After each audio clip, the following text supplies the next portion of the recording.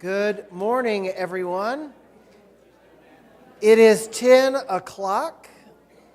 I call to order this annual parish meeting of St. Paul's Episcopal Church. We will begin with a prayer. The Lord be with you. Let us pray. Almighty and ever-living God, source of all wisdom and understanding, be present with those who take counsel in St. Paul's Episcopal Church for the renewal and mission of your church. Teach us in all things to seek first your honor and glory.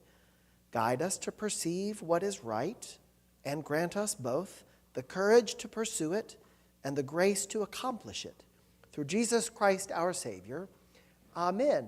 Come in. Coffee is available in the back of the room. There are extra chairs over here if all of the tables are full. Before we turn to our business, would somebody volunteer to run the microphone around the room? I'm going to ask somebody other than Mason to do that. Would somebody else? Julie, thank you so much. Mason, I appreciate that eagerness. And one of these days I'm going to take you up on it. It's just not today. As a reminder, we do a lot of classes in this space. We have a lot of occasions in this space, and people are able to watch and join us online. So you might have a really loud, booming voice that everyone in this room can hear, but I promise the people watching at home will not hear you unless you use that microphone. One other thing that I want to put out, I'm going to put them by the coffee pot. Give me just a second.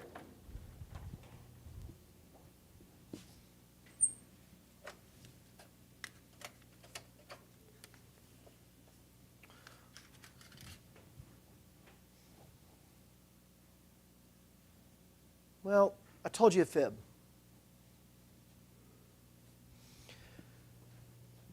Dan is able to listen online. So these are listening assist devices, which will help you hear if you, just like what we have in the church. The problem is I don't see the headphones. So Dan, as you settle into showing our annual parish meeting, if you would help me find those headphones and perhaps bring them, that would be helpful. I don't see them right now. So hopefully we'll find those quickly so that you can use that to hear if you need it. Well, the first order of business for us is to elect a new... Oh, there are some with headphones in the back. That's very helpful. Thank you, 2 of them. So if you need them with headphones, they're in the back. Dan, thank you. Dan was already on top of that, and I didn't even realize it. The first order of business is to elect a new class of the vestry. As a parish, you have nominated Karen Hodges, Mandy Kelly, Mac Mayfield, and Jim Norris to serve a 3-year term, and you have nominated Justin Sneed to serve a 1-year term, finishing the unexpired term of Jerry Rose. Are there any other nominations for vestry this year? I don't see any. Is there a motion that nominations would close? Thank you. A motion and a second. All those in favor of closing nominations, please raise your hand. Thank you. Any opposed to closing nominations, please raise your hand. Those nominations are closed. Let's vote by acclamation, shall we? We are going to vote on whether to elect Karen Hodges, Mandy Kelly, Mac Mayfield, and Jim Norris to a 3-year term and Justin Sneed to a 1-year term. All those in favor of electing them to that term, please raise your hand. Any opposed, please raise your hand. Thank you. Congratulations. Can we applaud and say thank you?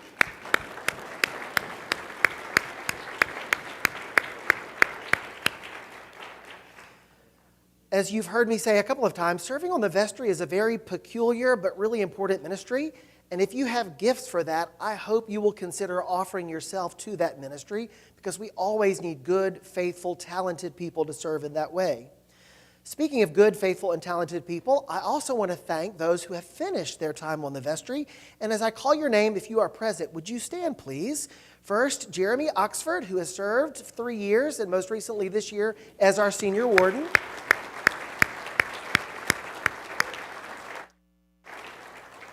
And also with him, Mariah Allen, Connor Eldridge, and Michael Holloman. Michael is our cashier today, so Michael's out there. Thank him when you go back by. And also let's thank Jerry Rose, who served 2 years on vestry. We're grateful. Thank you, Jerry. I also want to thank those who are continuing to serve. Would all those continuing to serve please stand at once, and I'll read your names in a minute. Jeannie Wayne, who will be our senior warden, Elizabeth Rosen, who will be our junior warden, Robert Murphy, Peter Quinlisk, Julie Chambers, Hannah Clark, and Kristen Payne. Let's say thank you to those for their service.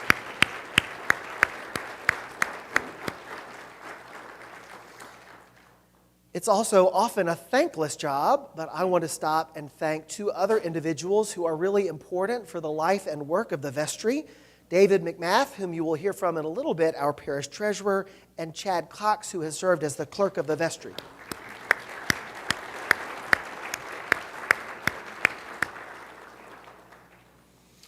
I want to say a couple of things in way of a rector's report, and then I'll call Dave McMath to come forward for the treasurer's report, and then we'll have an opportunity for any questions or conversation that you would like to have.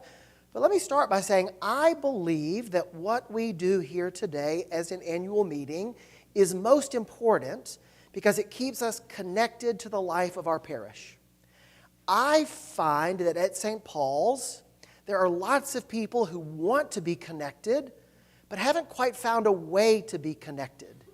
I think St. Paul's is an amazing church. It's a beautiful church. It's a loving church. It's an active church. And we are a gift to the community, and people see that gift and they take advantage of that gift. If you have started coming to St. Paul's in the last 5 years, would you raise your hand for us? Anybody who started coming for the last 5 years? Look at that, right? Yeah, look at that. Thank you. Thank you. Put your hands down. A lot of people come in the front door because they love who we are and what we represent. But then they kind of disappear out the back door because they haven't found a way to get connected. Because in a church our size, what helps people feel like they're a real part of this church, what I think helps people decide it's worth giving up a day of my week in order to be a part of something, is that connection. Not everybody wants to teach children Sunday school. Not everybody wants to serve as an usher or sing in the choir, but there are so many ministries at St. Paul's, and I want you to know that there is at least one ministry for you. Every single person in this room, everybody watching online, there are ways for you to be involved. We write notes to people who are homebound. We pray for people every day. We lead worship. We bake communion bread. We arrange flowers. We provide receptions for funerals and other parish events. We invite guests to come and speak to us. We provide hospitality for them. We serve meals to those who are hungry. We provide for those in need. So many ways for us to be involved. If you haven't found a way, if there's nothing else for you to hear from me today, it is you are invited to be a part of the life of this church and to give your gifts and talents to this place.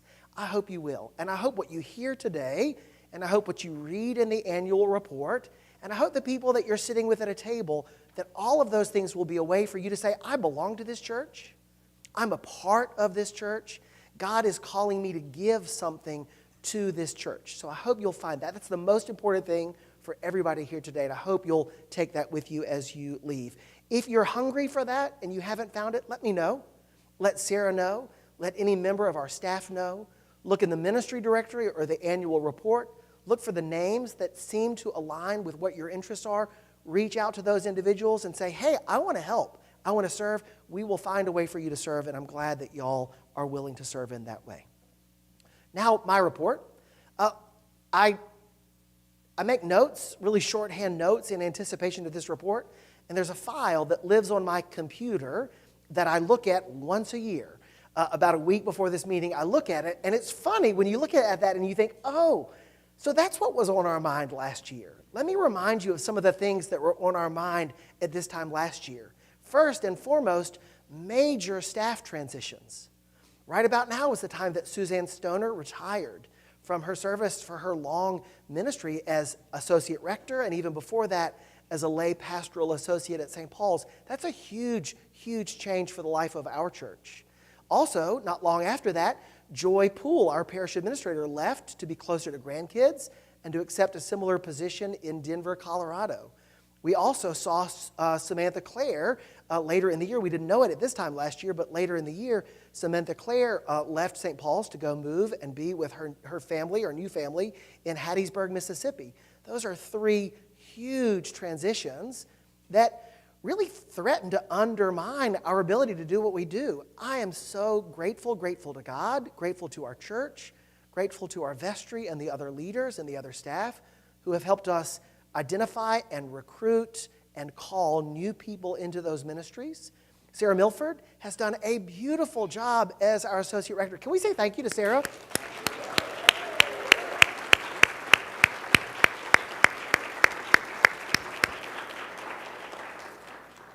You all come to me regularly to tell me how much you love Sarah and how grateful you are for Sarah. I share that, and I hope you'll also share that with Sarah. We are grateful that Sarah has come among us as a full partner in our ministry to champion the cause of pastoral care in this parish, to remind us that we are called to care for each other and also to provide that loving, warm care. Thank you, Sarah.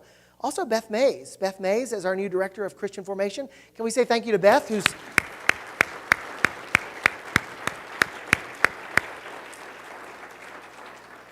Beth is upstairs with our children's ministry, and Beth has brought so much life and vitality and experience to our lifelong formation ministry that we're grateful for that seamless transition.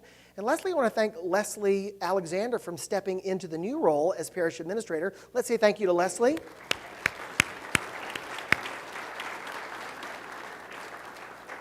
Leslie has always had a heart for service and a heart for this church, but when she moved from the role of parish secretary to parish administrator, she moved from a job that is mostly 9 to 5 to a job that almost has no end. I see a lot of Leslie and I hear a lot from Leslie, and I'm grateful for her expertise and her devotion to that. Those transitions were really important for us, and our strength and our health depends upon having good people, the right people who are called and equipped for that ministry, and I'm grateful that I get to share ministry with them.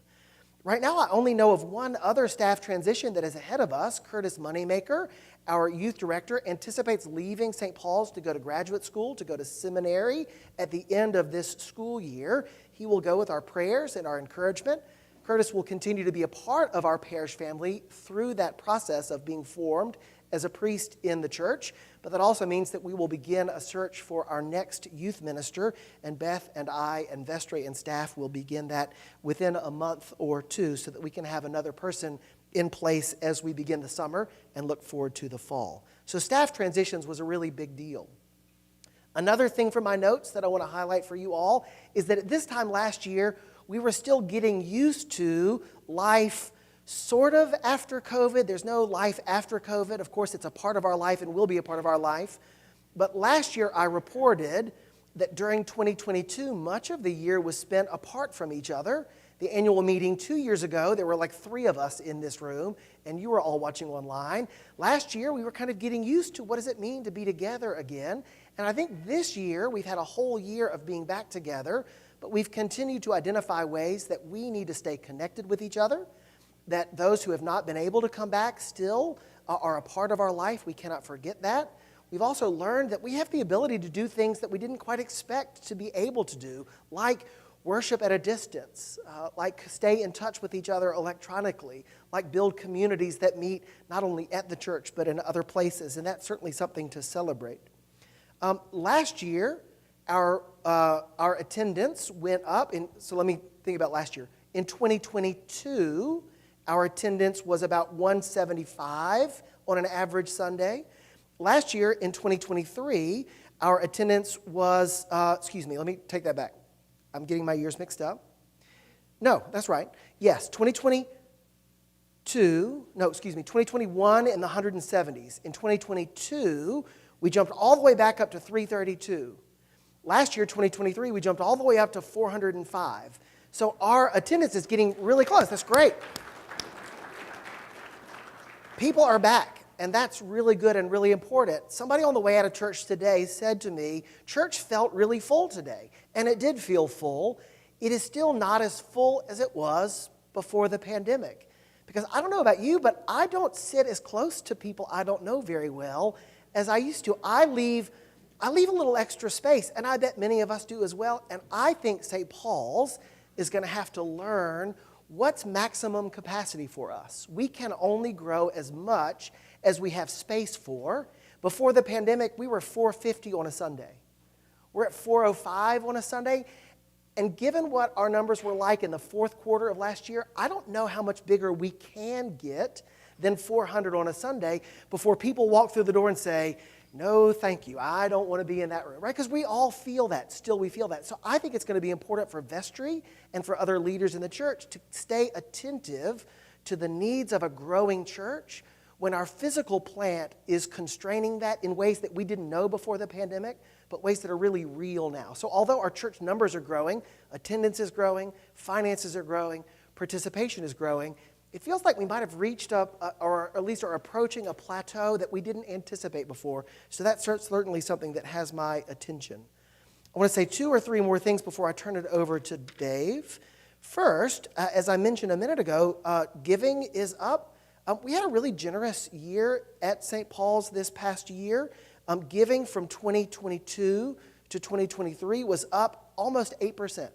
That's a lot. That's significant growth. Inflation was that much or more, so don't lose sight of that. But your generosity is what makes ministries in this church happen. Thank you. Thank you not only for funding those ministries, but even more importantly, for offering yourself and your heart and your life to God and to this church through your financial resources, but not only through your treasure, but also through your time and your talent. Giving is up again in the budget for this coming year, about a 2% increase. So that's still growth, that's growing. Gifts from newcomers are up. We call that non-pledge. Basically, people who give that weren't here or chose not to fill out a giving card. Those are the gifts that we don't exactly know how to anticipate, that we're grateful for them. That number was up in a huge way in 2023. We anticipate that it will be up again in 2024. We see a lot of new people at St. Paul's. We continue to grow. But one thing that got my attention this year is that even though we had 45 households that filled out a giving card this year who didn't fill out a card in 2022, we had 70 households at St. Paul's who didn't turn one in, that turned one in the year before. That's 70 households. Some of them have moved or died for sure. I think a lot of them just didn't get around to it. Because I see those names and I think they're faithful. They're here and they're generous. I think they just didn't turn it in. So I want to remind you that the vestry bases our budget on what you tell us will be your gift in the coming year. That'll turn back on in just a minute. So when you turn in a card, you let us know, oh yeah, we can count on that for things like outreach and formation and music and clergy and pastoral care. When you don't turn it in, we have to guess. We have to guess, I wonder how much we'll receive from people who didn't turn in a card. And it's a lot harder to plan in that way. We depend upon your generosity. And when you turn in a card, that allows us to plan. If your commitment changes, that's okay. We can deal with a change, of course. If you win the lottery, I hope you'll give more. And, God forbid it, if you lose your job, of course you'll give less. You might not be able to give it all. That is okay. We're a big church, and we support each other. But sharing that information helps us plan appropriately. I think a lot of people also make their gifts online, and I think they presume that because they give online, that we assume that you've turned in a card. Unless you turn in a card, either a physical card or you fill out the online giving card, we do not assume anything about your giving. So please remember the importance of turning in those cards. 2 more things I want to say. One related to giving. Don't forget that the endowment is really important for our long-term health, but also don't forget that the endowment at St. Paul's only provides 10% of what we do every year. 10%. 90% of what we do comes from you and from your generosity every year. Only 10% of what we do comes from the endowment. However, the endowment's really important, especially those who have been generous for years. When you are no longer able to make your gift, either because you move or because your financial circumstances or because you have died, consider endowing your gift, your pledge through the endowment. If you give a certain amount to the endowment, we can use your gift in perpetuity. We can continue to do the work that you care about after you are gone because of that legacy gift. So consider making your gift. I want to thank posthumously Ann Reichert and Liz Howick, both of whom left estate gifts to St. Paul's in the last year. And we will treasure those gifts and we will use them for the long-term life and health of our church. You too can do that. It's as simple as making a designation on your 401k or your bank account. Of course, speak to an estate attorney if you want to make those plans more complicated than that. But we will use that gift to ensure the long-term life and health of our church. Two more things. Bishop election. Two more things, I promise. Just two more things. Just two more things. Bishop election, what a great and exciting moment in the life of our church. I've written about that. This time last year, we knew it was coming. I don't think any of us had any idea about what the bishop election would feel like. It was a beautiful, joyful, exciting celebration in the life of our church. And I mean that not only because of the ordination itself, but also because of what that ordination means for the life of our church. Bishop Harmon will be with us on May the 5th for his annual visitation. We will get to know Bishop Harmon a little bit at that moment, but I trust that it'll take us a little longer than that to really get to know Bishop Harmon and see his leadership begin to shape our lives. I'm really excited about Bishop Harmon, and I'm grateful to Sarah Milford and the other members of the search committee who presented two wonderful candidates for us to consider, and I'm grateful to the faithful members of this church and the diocese who have elected John Harmon to be our bishop. Lastly, sabbatical was a real gift. Some of you might not have even noticed I wasn't here this summer. I wasn't here this summer. It was a wonderful gift that the church has given me that I could seek my own renewal and my own restoration. I've written about it and I've spoken about it. I'll only mention now. I spent a lot of time traveling Arkansas, reading about Arkansas, learning about Arkansas, because I had a desire to re-engage my sense of vocation as a priest, not only generally, but in particular to be a priest at St. Paul's, to be a priest in Fayetteville, to be a part of the wider Arkansas community. I love our state and I love our church. My family and I are really glad to be here. I'm grateful for that opportunity, for that renewal and restoration.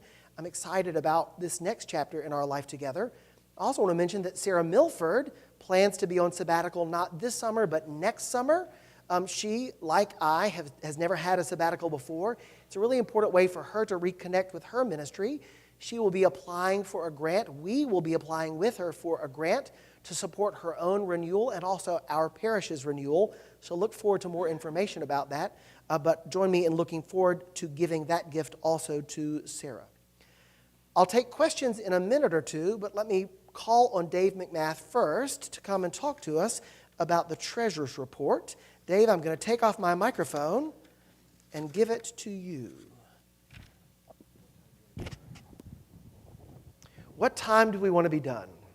What a great question. 10:40 to 10:45-ish? Is that all right? All right, I'm going to hand you this. It's on. Okay. Will you just scroll? Yeah. All right.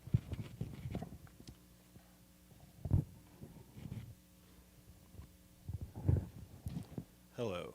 Nope. Hello. Okay. Hi, my name is Dave McMath. I'm the treasurer of St. Paul's, and I'm finishing my 4th year as the treasurer. And I want to make this smaller. The report I'm going to talk about is available online. If you scan the little card at your table, you can follow along for yourself. I don't think we have printed copies of them.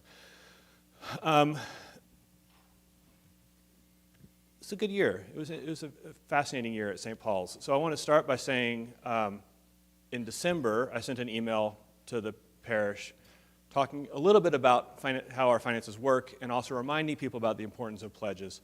You will see that on the top line there, so I'm going to start by talking about the past year and our operating budget. You'll see on the top line there that our giving came in, $43,000 above our budget, which is wonderful. I'll also tell you that in November, that number looked like it was going to be the other direction, $30,000. So I really appreciate people reading the email or just deciding to send in your pledges. December was a wonderful month for us. We do a thing called time-phase giving, or time-phase budgeting, where we look at historical averages. December is always our largest month, so we budget the most to come in during December. But this year it was even bigger than budget. It was a very nice, I will say, surprise. Although some people in the vestry were completely expecting it to work out. So I'm going to talk a little bit about our operating budget for a few minutes. That's where the vestry always starts when we do our meetings. Operating budget is the money that we use day to day within the church. So By far our largest source of income is people's pledges. We have a couple other sources, and these are also the spending categories that we have the most sort of normal control over. You'll notice that for the year, I'll scroll down to the bottom, we had a resulting cash flow of $86,000 positive, which is a wonderful number. So again, thank you. And again, it was I wasn't expecting it to be quite that large. This was good. The way that happened, so clearly there was a surplus on the giving side, but I do want to call attention to some of the numbers. Oops. Okay. We spent a lot of money on building and grounds this year. You will notice that the roofs don't leak anymore, and there have been a number of the vestry made a commitment last February, leak-free in 23, and a lot of other things. The vestry made decisions over the course of the year to sort of shore up a lot of the infrastructure that we have. And I remember very clearly Jeannie Wayne saying, we're going to commit to doing these things, and we're going to expect and hope that the pledges and the income will come in so that we'll be able to afford to do this. And it worked out really well. I'll talk about next year in a little bit and where that $86,000 is going to go. But this year was quite lovely. We managed to spend all that extra money on building and grounds. You'll notice in every other category, spending was below the budget. That is a reflection, as Evan was sort of alluding to. When the vestry knows that we have money coming in, we can spend it. When it looks like things are going to be tight, the vestry has some levers to pull to spend a little bit less. So we were able to manage that. A lot of these numbers were lower because of the way the staff turnover happened. We were able to, when Samantha left, we were able to not hire Beth for a couple of months, so we had some salary that we didn't have to pay. So there were some sort of moves like that. But overall, I am pleased to report that the operating expenses for the church came out with a surplus in 2023. Just pause. So that's the operating side. So that's the money that we take in and we just run the business of the church with. I want to talk for a few minutes about another kind of money that we have. So Evan talked a little bit about the endowment, and St. Paul's has about $4 million in endowment, which is dedicated to the long-term health of the church. So we use a fraction of it. We use about 5% of this every year to enhance our operating budget. So we take a portion of the endowments every year and just make that. This past year, that was the $183,600 that came in. That's on that line called endowment disbursement. But we have this money and we use it for the long-term health of the church. I don't know if they're here or not, but we have an endowment committee that I'd like to thank. So the vestry has set up a committee of 5 individuals. Each serves a 5-year term, and we stagger them, so we have to pick one new person every year. Those people are not on the vestry, but they are in charge of watching our investments, watching our endowment, and making sure that it's managed appropriately. People don't sign up for the vestry because they have great experience with finances. They sign up for the vestry to do different things. So the vestry decided to find people who have that experience and let them be in charge of the endowment. Those people are, this year were Lloyd Swopes, who's finished his 5th year and is going to rotate off, Connie Clark, Greg Lee, Julie Gerke, and Laura Wilkins. And appointing next year, Steve Zaga is going to take Lloyd's position for next year. And those people meet quarterly, and they go over our investments, and they are good stewards of the endowment. And I really appreciate that committee existing, and I appreciate the hard work that those people do.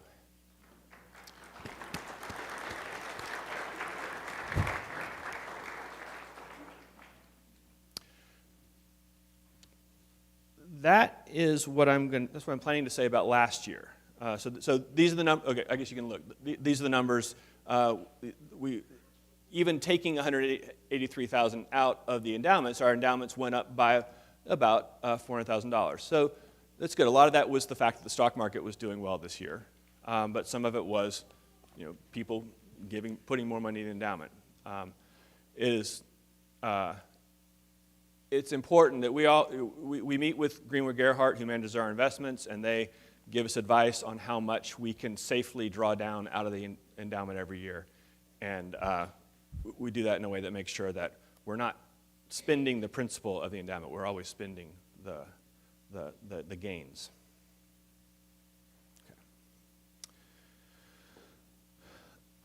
Okay. So I want to talk about next year a bit. So the largest source of income for the church is pledges. And so this chart shows the change in pledges. So we had 45 families, 45 people who are brand new. That's great. 97 families increased the amount of their pledge by something. For the total of that increase was $68,000. 140 families just said, put me down for the same as last year. 38 decreased their pledge, and then, as Evan mentioned, 70 people just didn't turn in the card for whatever reason. And so our actual pledge numbers are going to be, the budget's going to be $21,000 less for pledges this year than it was last year. And that's fine. We're making the budget based on that.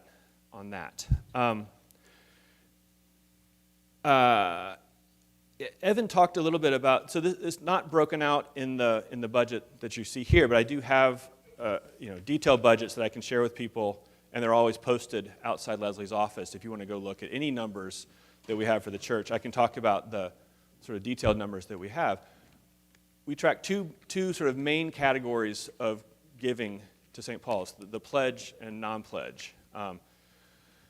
Pledge, as Evan said, is people who have turned in a card and they have promised to give this, and that's what we track. And then the non-pledge is people who we can identify. So it's not they just cash in the plate, but it's the people that we can identify, but they, for whatever reason, haven't decided to give us a pledge card.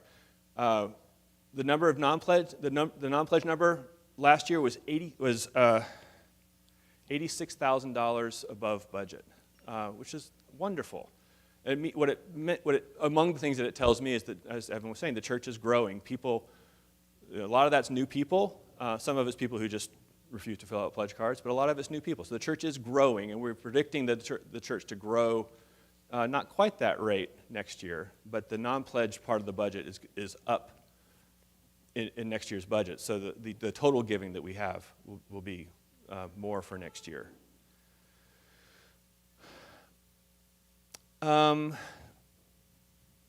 This almost fits. Okay. So I want to let you see a little bit about where we spend all the money. Next year, we have a known large expense on the HVAC for that's above the choir room. And so the building and grounds is, even though it was huge, even though it was very, very large this year, it's even bigger next year. The good news is we have that $86,000 surplus from this year, which the vestries decided to put in a reserve fund to knock down some of that. But we're going to spend a large chunk of money this year on building and grounds. Other categories, so we spend 11% of our money on outreach, just giving to other groups within Arkansas, within Northwest Arkansas. Formation, parish life, worship, administration. Most of the money that's spent there is on salaries. If you look at the details of our budget, the most expensive thing we have is the building, and the second most expensive thing we have is the people. And that's how this church works, right? This church runs largely on having really good people doing really important work. So that is the breakdown, just percentage-wise, of what our budget is for next year. And then the details of it. Almost fits on one screen. Ooh, look at that. Okay. So we're proposing this. The vestry is proposing this, or the vestry has adopted this budget for next year. We expect to have $1.5 million in giving, and I did not mention that we also own. The church does own 3 properties out to the east, so we get a little bit of rental income. A decent amount of rental income. The vestry is proposing a balanced budget for next year, and again, the largest part of the expense is going to be building and grounds. And I think that do I have anything else? Yeah. So that's what I have to report about today. Thank you very much.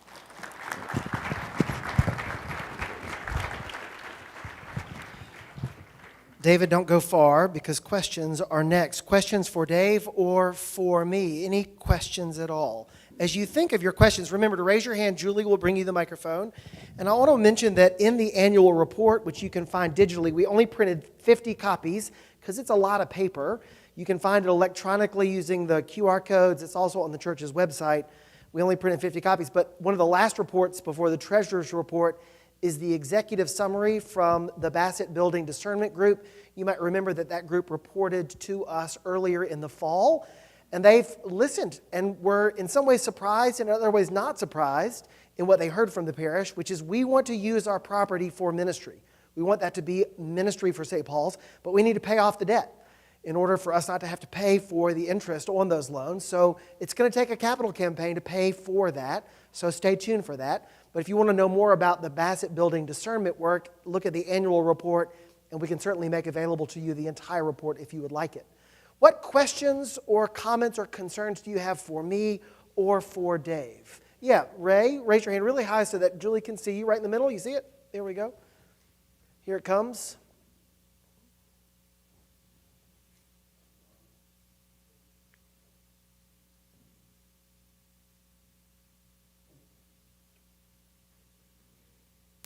It'll come on.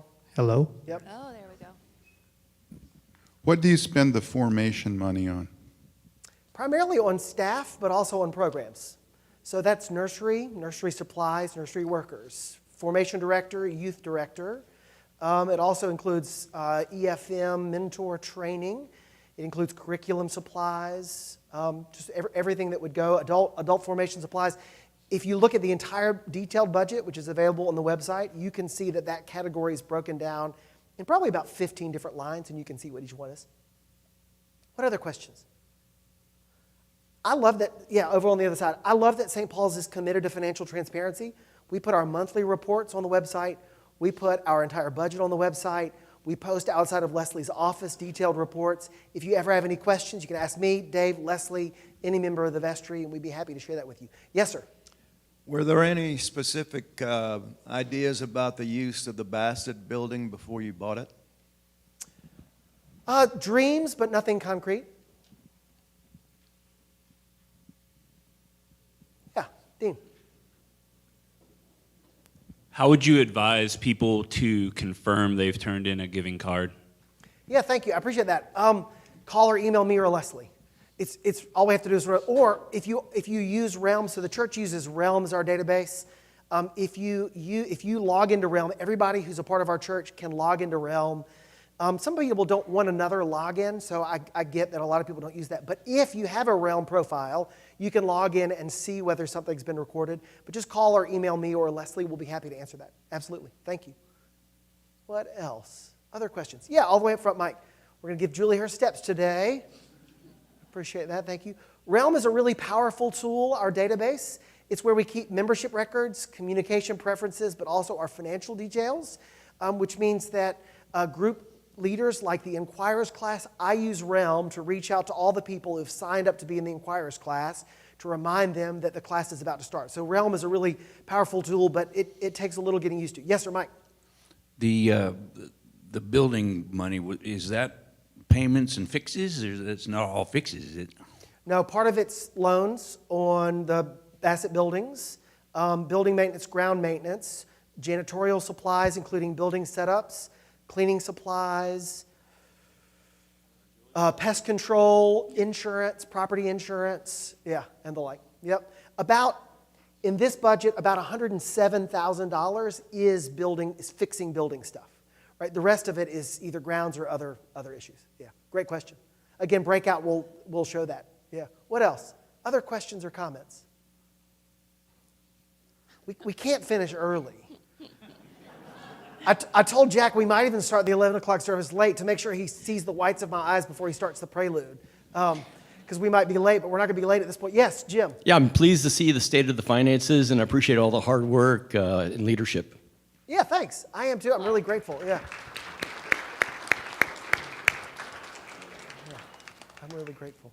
What else? Other questions, comments, or concerns?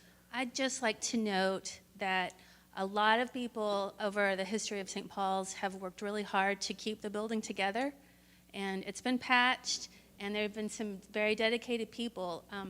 The unit that we're replacing, that we're hoping to replace this summer, was original to that addition. It was from 1965, and so there were a lot of loving people that kept that thing going. And so that's happened over the years, and it's just time. Things are stretched to well beyond their lifespan, and it's time to give some more love. Yeah, thank you.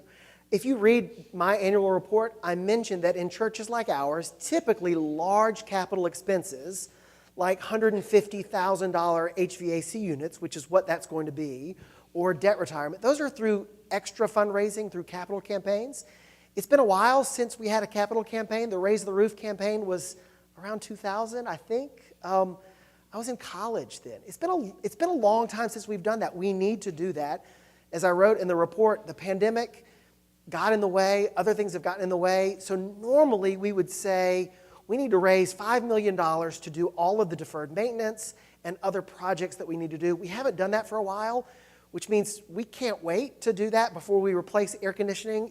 How many of you have sung in the choir? A choir might already be in the choir room. Anyway, yeah, right? Ask the choir what it feels like in the choir room in August. It's not great, right? So we need to replace that air conditioning. It's been a long time since we've had to fix that one. So things like that pop up, and I'm grateful to be a part of a generous parish that not only fixes it and patches it when we can, but also when it's time to replace it is willing to do that. Yeah. What else? Leak free in 23. We haven't come up with a slogan yet for 24, but we're working on it. Yeah, Julie. I'm sorry I'm late. I have a question about finances. What's the percentage change in pledge income from 23 to 22? From 22 to 23, 22 to 23, or 23 to 24? 23 to 22. That's, yeah. Yeah, from last year to, yeah. Seven and a half, about 8% of giving income. I didn't break out the pledge difference from 22 to 23, but it was 7.7% increase. 7% over? Yes. Good, Yeah. good. Yeah. Okay. In light of the staff changes and all, I wondered if pledge income had been affected, and it doesn't seem to have been. No. I asked Leslie, I'm curious year over year how that's changed, our pledge income.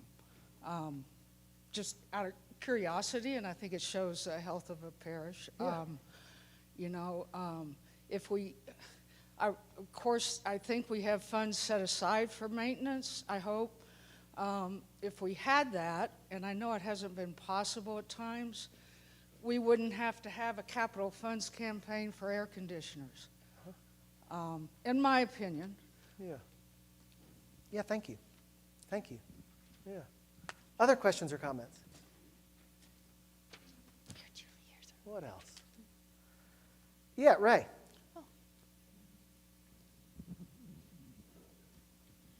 Are the pledge numbers that you rely on towards the start of the year pretty much a sure thing? Is there a shrinkage in the pledges, or do people always give about 10% more than they say they would, or how does that work? We don't discount our pledges, so if you put it on a card, it goes into the pledge budget.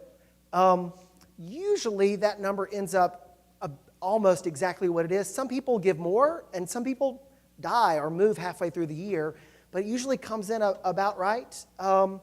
Yeah, so I think part of what we do is we track history of that information, and the way that the vestry looks at our progress towards that number is based on historical data. And in 2023, last year, 18% of our pledge income came in during the month of December. So that's a lot. That's a lot. So that means we got to November 1st and we were all looking at each other wondering what December was going to be like, as Dave said. That helps us not totally panic when we get to November 1st and December 1st, because we know that there's a history of large giving in the last month of the year. But we follow that closely, and so that means that staff and vestry throughout the year, if we notice that we're lagging behind historical data, that's the case. Ray has a follow-up, if you'll take that to Ray. I'll also say the standard deviation is pretty high in those, which is to say we follow it generally, but some years June is great, some years June is bad, and we look at a rough average. Yeah. Do you have a slush fund or emergency fund? And if so, how large is it? We have an endowment. And so, if the world came to an end, right, which not really, but if we were facing that kind of expense and we didn't know where else to get it, we could ask the endowment committee if we could borrow from the endowment. That's certainly a possibility. We have not done that, but we could do that. We can certainly appeal to the parish, a generous parish. We do have some what's called unrestricted funds in the bank account, but it's not a whole lot, because most of the time people who make a pledge, that's given to the general benefit of the church. But if you give money for flowers, we're only going to spend it on flowers. And if you give money for memorials, we're only going to spend it on memorials. So we always honor those strings attached gifts, which means our ability to use that for other needs it just doesn't exist. Yeah. Yeah, so our monthly expenses are on the order of $150,000, sometimes $200,000. We have $400,000 in our checking account right now. So we're not in danger of bouncing checks, if that was sort of your question, if it becomes a bad month. But a lot of that money is, we have uses for that money. So it's I wouldn't call it a huge slush fund, but we can deal with emergencies. Yeah. That's well put. Another way to put that is, a la It's a Wonderful Life. Like if there was a bank run, if Flower Guild and memorials and acolytes and spiritual gifts and children all came to Leslie and said, I need all my money right now, that would be a challenge for us, but no ministry has ever been told that money's not available for you and your ministry. But we depend upon that also in a lean month like July is often a lean month. Yeah. Other questions or comments? I love that you feel some ownership in this church. This is your church. This is our church. Yeah, all the way in the back. Grace. I just wanted to say a quick thank you. After going over and seeing everything that we've done last year, from the support in the kitchen, from our volunteers, and from folks that donate to all the programs that go through the kitchen. Last year, we served to you and to folks for community meals, and along all of those programs, somewhere around 18,000 meals and sandwiches. So thank you, and way to go, St. Paul's.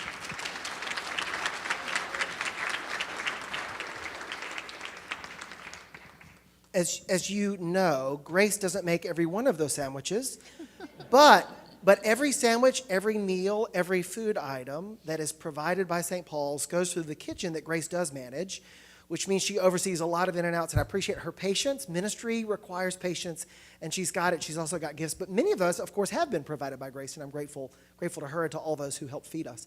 Yes, James. Hey, Evan, I just wanted to say thank you to everybody here at St. Paul's. I really appreciate how open you guys are with your finances, and it just gives me confidence that when we give money, that it's going to the appropriate places.